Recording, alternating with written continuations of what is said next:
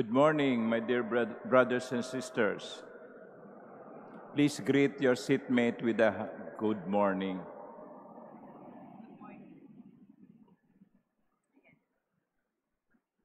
Did you miss me? I followed the Manila Cathedral online mass and some people were asking, where is Monsignor Rolly? Nagbakasyon lang po. And kung si Jesus ay umakyat sa langit ngayon, kahapon ay bumaba ako mula sa eroplano. And you know, I'm very happy because even abroad, I meet people who are telling me, Father, we are following you online. They are attending our Manila Cathedral Masses. And I'm very happy that they continue to attend the Eucharist, the Mass, even if they are at home or at work. Kahit po sa airport, no, may nagsasabing, Father Rolly, no? And you know, we are following your masses with Father Biel. Kaya lang mas gwapo sa iyo si Father Biel. Okay naman yon, no? And I would like to consider in my prayer the people who have shown generosity to me and to my friends by welcoming us in their homes. So let us pray not only for this community, but also for those who are following us online. God bless you always. Let us also welcome in our midst the relic of San Ezequiel Moreno, the patron saint of cancer patients. I was told that what we have here is part of the bones of his hand. It is as if San Ezequiel Moreno is extending his hand to all of us, especially to the sick, especially those who have cancer. Alam po ninyo, may awa ang Diyos. May awa ang Diyos. At sa pamamagitan ng panalangin ni San Ezequiel Moreno, gagaling kayo. And I would like also to thank the Order of the Augustinian Recollects represented by Father Joseph Panaligan in bringing the relic to the Manila Cathedral. Palakpakan po natin si San Ezequiel Moreno.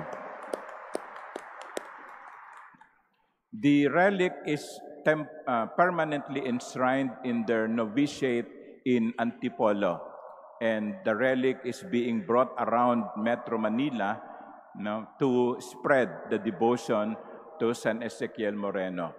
Later on, Father Joseph, after post-communion prayer, will tell more of something more of San Ezequiel Moreno. So just wait for his more lengthy explanation. Now we go to the Gospel of today. In the Gospel, when Jesus was taken up to heaven, it is said that the disciples returned to Jerusalem with great joy. They returned to Jerusalem with great joy.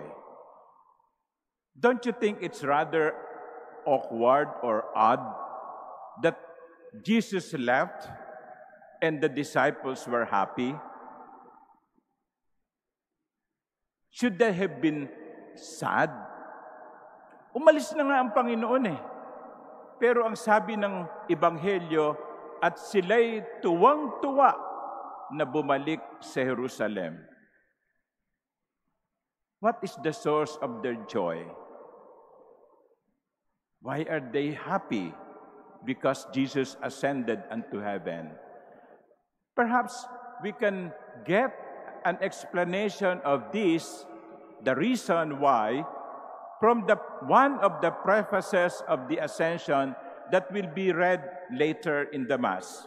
It says there, He ascended, Jesus ascended not to distance Himself from our lowly state, but that we, His members, might be confident of following where He, our head, and founder has gone before.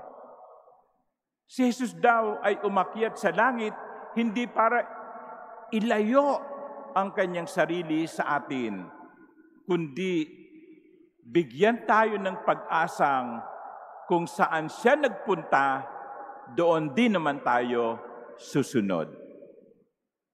Kaya nga, ang mga alagad ay tuwang-tuwa, hindi dahil wala na si Jesus, kundi dahil nabuksan na ang pinto ng langit para sa atin. Gusto ba ninyong pumunta ng langit? Taas nga ang kamay ng gustong pumunta sa langit. Yan. That should be our dream.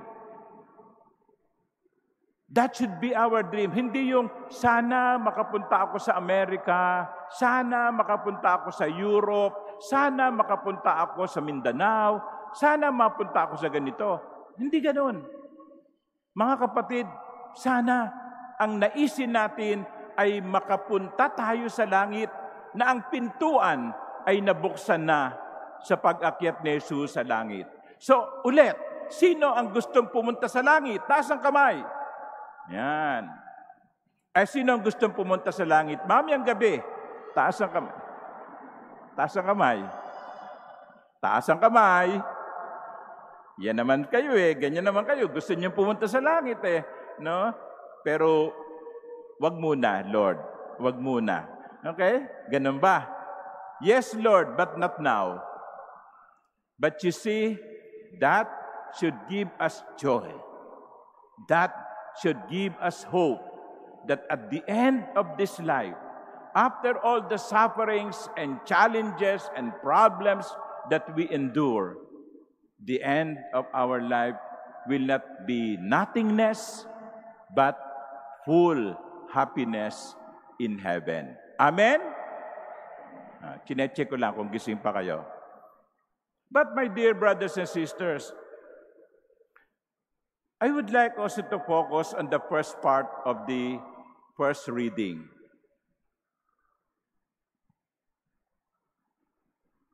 The first reading comes from the Acts of the Apostles. And the author of the Acts of the Apostles is the same author of the Gospel of Luke. So, St. Luke is considered to be the author of the Acts of the Apostles, ang aklat ng mga gawa at ang ebanghelyo ni San Juan, ni San Lucas. And here in the first reading, we heard the writer, who is St. Luke, saying, in the first book, which means the Gospel, he addressed himself, Theophilus. In the first book, Theophilus, I dealt with all that Jesus did and taught until the day he was taken up. Ang sabi ni San Lucas, alam mo, Teofilo, doon sa unang libro na sinulat ko, at itong librong ito, ay pinagsama-sama ko ang lahat ng nalalaman ko at narinig tungkol kay Jesus. Ang lahat ng kanyang itinuro, ang lahat ng kanyang ginawa. Dear Theophilus, I put all things in order. That was what St. Luke did. He put all things in order. Inayos niya ang lahat. Isinalansan niya ng maayos. My dear brothers and sisters, perhaps that is also the challenge to us, to put things in order. Ang ayusin, ang dapat ayusin. Siguro, pwedeng magsimula kayo sa inyong sariling mga kwarto. Ayusin ninyo ang inyong mga kwarto. Yung mga bagay na hindi nyo kailangan ipamigay. Yung mga bagay na maayos, gamitin. Ang problema, no? Yung kwarto natin, ang gulo-gulo. At dahil magulo ang kwarto natin, kumisan reflection dito ng magulong buhay. Magulong buhay. Bali-baligtad. Topsy-turvy. Ayusin natin ang ating kwarto. Ayusin natin ang ating bahay. Ayusin natin ang ating buhay. St. Luke did put things in order. May magulo, inayos. May hindi nakasalansan, iniayos. May hindi tama, itinama. May hindi maganda, pinagbuti. I think that is also one of the challenges to us by the Lord. He has gone to heaven. He has left us. But while He left us, He did not leave us alone. And He gave us a mission to put things in order. Huwag kayong magrereklamo kung magulo ang mundo. Huwag kayong magrereklamo kung magulo ang buhay nyo. Huwag kayong magrereklamo kung magulo ang bahay nyo.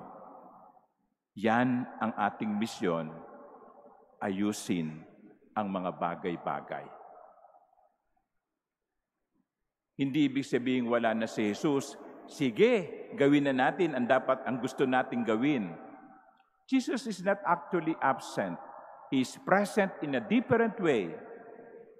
But while Jesus is not physically present to us, Jesus is telling us, put things in order. Anong dapat ninyong ayusin sa buhay nyo? Anong dapat nating ayusin sa buhay natin? Hilingin natin ang panalangin ni San Ezekiel Moreno.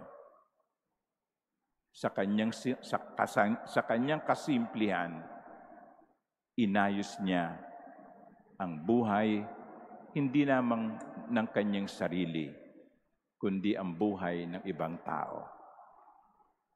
Like St. Luke, let us put all things in order. Amen.